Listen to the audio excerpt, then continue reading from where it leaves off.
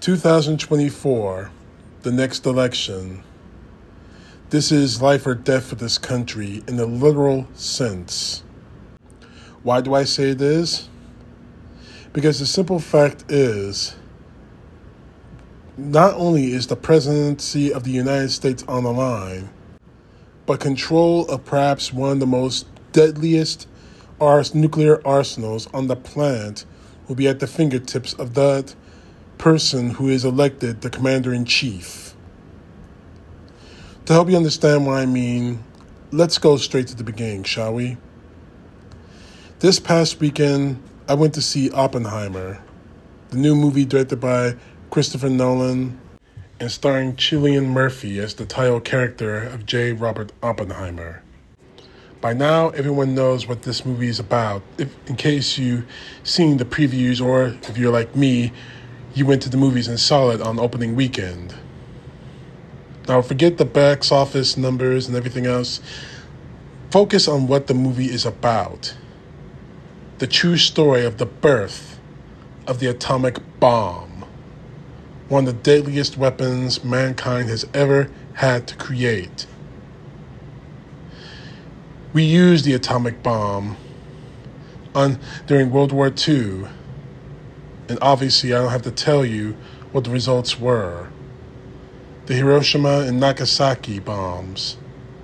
And here we are, nearly 80 years later, since the first test of the atomic bomb in New Mexico, to the point where nearly every advanced nation on the planet, from us, the United States, to the US, to the Russian Republic, to China, to possibly even North Korea, having nuclear weapons. Weapons that can destroy the world 50 times over and possibly assure the extinction of the entire human race. Now, we have faced crises that nearly turned into nuclear war in the past. Do I need to remind you of the Cuban Missile Crisis? The 13 days, as it's also otherwise known. The 13 days where we nearly found ourselves in a nuclear missile showdown with the former Soviet Union. But we got out of that crisis through hard work and negotiation. World War III was prevented at that point because we had a leader, John F. Kennedy, who put the best interest of the nation over his political ambitions. Now let's fast forward to 2016, the unfortunate election of Donald John Trump. Now, thankfully, we did not have to face a nuclear nightmare under his watch, but we came damn close to it. This is a man who said he didn't know what the nuclear triad was during the campaign. Also during the campaign, saying that why doesn't the United States use nuclear weapons if we have them? And worst of all, well, almost as worse, Trump actually said we can use nuclear bombs to take out hurricanes. You heard me right, hurricanes. This is the man that was trusted with one of the most destructive nuclear armaments on the planet. The nuclear arsenal that Donald Trump, as President of the United States, not military officers in higher echelon commands, not the scientists who actually built the weapons, but a politician elected as Commander-in-Chief of the United States military, had under his thumb. Unstable as he was, I knew Donald Trump could possibly be in one step away from starting nuclear war.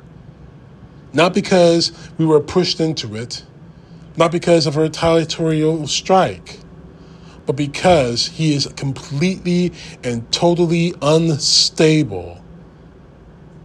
Put a gun in the hands of a madman and he'll pull the trigger every time. That is what Donald Trump is. But the worst part about all of this is the enabling by so many people in his cabinet or so many people in Congress and the Senate. People who, to this point, have done everything they can to protect him, or even overriding the United States Constitution itself to do so, to put the hands of the largest nuclear arsenal on the planet back in the hands of a madman. I believe that's what the fear that J. Robert Oppenheimer had when he first created the atomic bomb. The fear that the country he was trying to protect would someday become the attacker, using not guns or conventional weapons, but weapons of mass destruction meant to end an entire world. One of the lines from J. Robert Oppenheimer said was, "I have become death, the destroyer of worlds." Oppenheimer had to carry that burden for so very long in his life. When people gave him swift platitudes of saying, "You saved the nation," or when they accused him of being a communist after expressing sympathy for what had to be done, what needed to be done. Well, in their eyes, what needed to be done in Hiroshima and Nagasaki. But I think Donald Trump, the fear that we have now is that Donald Trump wants to say those very words. "I have become death, the destroyer of worlds." He will not be satisfied just by winning the presidency because it keeps him out of prison. He will be satisfied by being remembered in history as the strongest, the toughest, and only way to do that, in his estimation, he has to be the one who pushes the button. The presidency of the United States is endowed with incredible power. But sometimes, unlike Donald Trump, we've had people who have the wisdom not to use that kind of power, who analyze the situation and see the situation for what it is. If I go to war with this country, is it a possibility that I might have to commit massive military resources towards that war?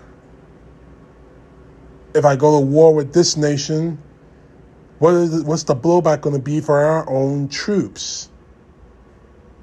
And more importantly, just as important as anything else, if they cross that line, will I be willing to cross that line as well? Donald Trump has no line to cross.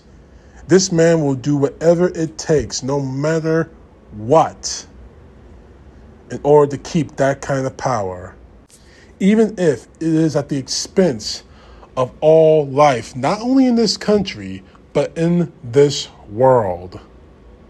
Not because it was militarily necessary, but because he wants to be the man who pushes the button.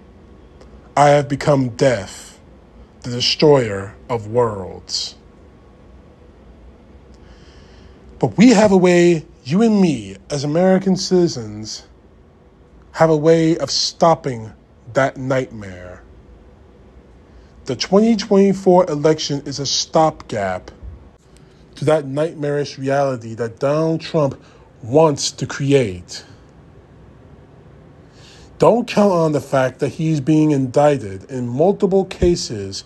We're waiting for one right now, the January 6th case, in which he pushed an insurrection on this country because he lost the 2020 election. Don't count on that or any of the other cases. He's wiggled his way out of legal problems before. He's going to have to do a lot more wiggling to the point that he's going to be physically exhausted too in these cases. But make no mistake about this. If Donald Trump gets back into power, this country will be destroyed. maybe constitutionally, maybe financially, almost certainly the both of those two.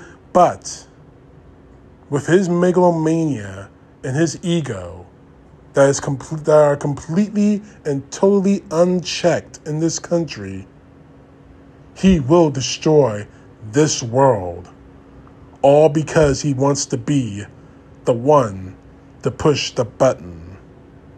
And he will say, with unmitigated egotism and narcissism, I have become death, the destroyer of worlds.